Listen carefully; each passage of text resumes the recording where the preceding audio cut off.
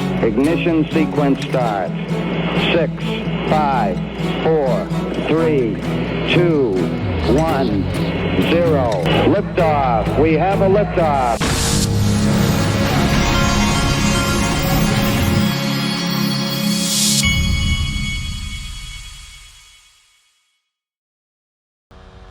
Hey everybody, this is the Digital Asset Investor, and I still feel terrible. I think this is COVID. It is like holding me down. I mean, golly. But never fear, Whitney Webb is here. This is an interesting video clip. Watch this. When you look at the companies that became the biggest companies in big tech, like the example Mark gave about PayPal, they started off going around and trying to build and make their company and make it a success with those intelligence agencies. For example, Pierre Omidyar of eBay, he was one of the first big tech people to team up with, the FBI and the national security state, and had people spying on people's transactions, trying to flag stuff for the federal government, and that only deepened over time, right? In the case of like Palantir, they explicitly wanted to recreate that failed DARPA program, and they were going around the person helping them. The person that was going to run TIA was a guy that the top official in the Reagan administration that was convicted during Iran-Contra, John Poindexter, who's considered the godfather of modern surveillance. And Thiel and Karp wanted to talk to him, and the person that connected them was Richard Pearl, who was one of the top architects of the Iraq War and serving in the Bush era Pentagon. And another person that came into the mix here was the CIA's top champion of TIA, Alan Wade, who was a business partner of Christine Maxwell's in Gilead, which I mentioned earlier. And they go on to help create the privatized version of that. But that's what Thiel and Karp wanted from the beginning. And Thiel was coming from that, coming at that venture fresh off of selling PayPal to Omidyar, and then building PayPal with the early involvement of these three-letter agencies. And Palantir, they had engineers going to Langley, Virginia, CIA headquarters every 2 weeks for the first several years of their existence as a company. And the CIA was like their only known client for the first several years of their existence. And a lot of these companies, including like Google, Amazon, are all CIA or military contractors, if not both.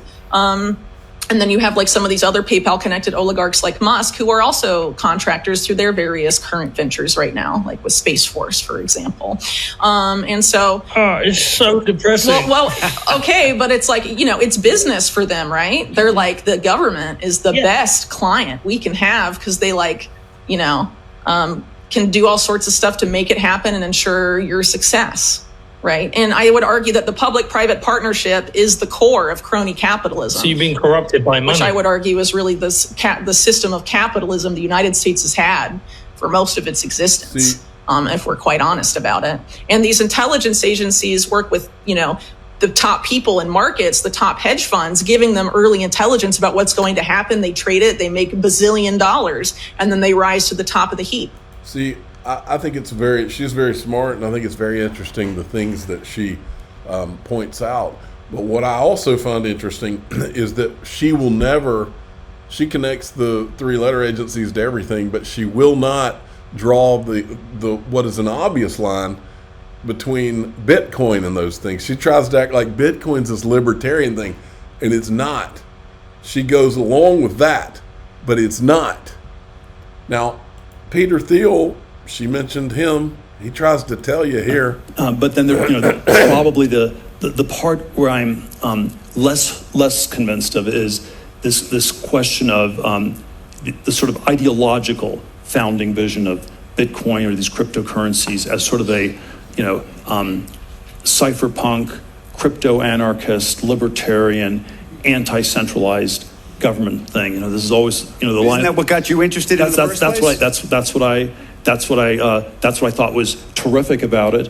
And then the question is, does it really work that way, or has that thread somehow gotten lost? And so when people in the FBI tell me that they'd much rather have criminals use Bitcoin than $100 bills, it suggests that maybe it's not quite working the way it was supposed to. Have you sold any of your Bitcoin? I still hold some. There are all these ways I didn't buy as much as I could have, and I'm not sure it's going to go up that dramatically from here. From here? Yeah, I think we got the Peter Thiel is on the spectrum, folks. The ETF. A lot of these brilliant guys are. And I don't know who else buys it quickly from here. Some interesting investment advice. That actually surprised me because I don't think I've heard you. I thought you were still all in. I still have a small position. It probably still can go up some, but it's going to be a volatile, bumpy ride. And I had a dual reason. One was this sort of, ideological, decentralized future of computing world that I really do believe in, really believe would be better. And it seemed like the perfect vehicle for that for such a long time. Maybe some of his friends at Homeland Security have told him what the real deal is. I am just much less convinced of that, and so Interesting. So maybe Larry Fink with the BlackRock ETF surrendered to the forces, the anti-ESG forces, or maybe it's more like Bitcoin's been co-opted by them, and I worry it was more the latter. Now, if you haven't been here for a while, you may never have seen this, but it's one of the most interesting articles I ever read about Ripple. It's called the Ripple Mafia. Let's go down here. Ripple Mafia. But how did everything begin? Ryan Fugger started developing Ripple in 2004. It was turned into OpenCoin by Jed McCaleb, Arthur Brito, David Schwartz, and Chris Larson. A year later, the company was backed by some of the best-known venture funds in Silicon Valley. They include Google Ventures, Peter Thiel, co-founder of PayPal, Andreessen Horowitz, and the company that sold Skype to Microsoft for a whopping $8.5 billion. Speaking of Peter Thiel, let's talk about the PayPal Mafia. Elon Musk, Peter Thiel, Steve Chen, Reid Hoffman, and Russell Simmons all worked together at PayPal. They later sold it to eBay for $1.5 billion to split the cash and create multiple billion-dollar companies of their own. The list is long and includes names like SpaceX, Tesla, YouTube, Yelp, and LinkedIn. Well done, guys. We're seeing a similar pattern in the world of crypto with the creation of Stellar and Tron. Jed McCaleb, founder of OpenCoin, Mt. Gox, Donkey left Ripple to set up Stellar, which is currently sitting at a $5 billion market. This article was written a good while back. Then they go and they start showing all the different connections with Ripple. The PayPal Mafia, the Ripple Mafia.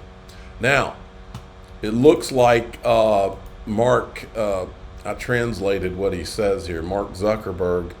Remember, this is the same guy that censored Americans for the government back in the 2020 election.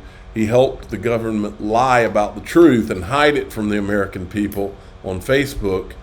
And now, all of a sudden, he must realize that Trump's going to win and be worried about Trump coming for him. I've done some stuff personally in the past. I'm not planning on doing that this time. And that includes, not endorsing either of the candidates. Now, look, there's obviously a lot of crazy stuff going on in the historic events. And that includes not censoring Americans because the Democrat Party told you to? Like over the weekend. And on a personal note, it's, seeing Donald Trump get up after getting shot in the face and pump his fist in the air with the American flag is one of the most badass things I've ever seen in my life. But yeah, this guy, you're seeing a lot of this right now. A lot of these people are wanting to save their own skin after they know what was done in 2020. They know what's been done over the last 5 years. And much of it is really called treason, folks, and they know it.